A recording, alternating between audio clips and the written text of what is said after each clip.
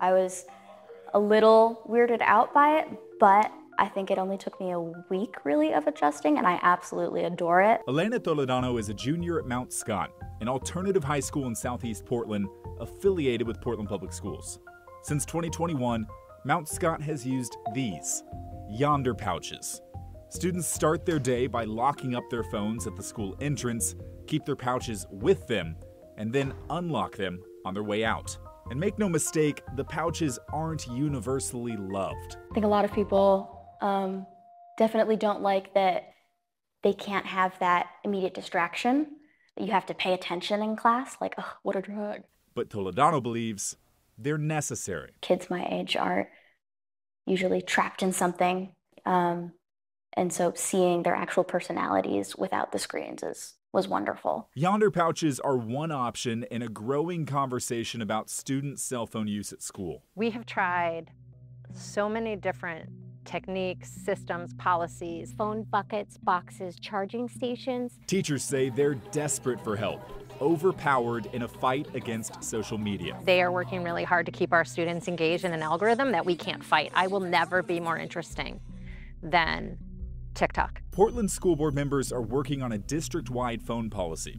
But first, they're letting Grant High School and Beaumont Middle School be test subjects. We want to get that data from the schools that are actually have a real-time experience. Grant and Beaumont will use the pouches this year. They paid for it with their own money, and the district seems happy to watch and see how it goes.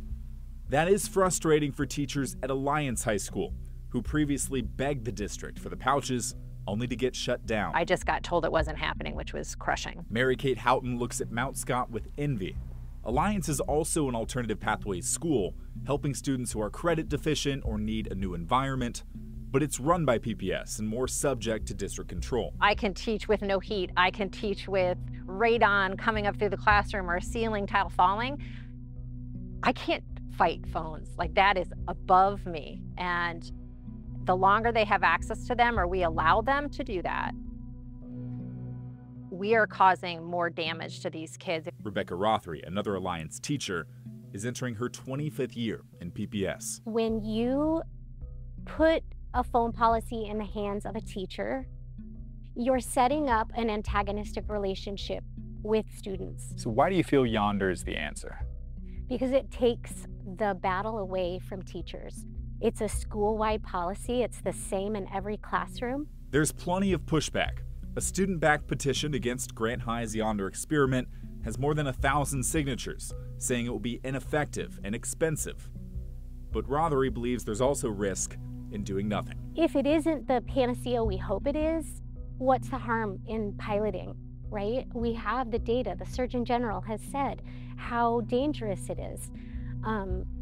What's the harm in trying?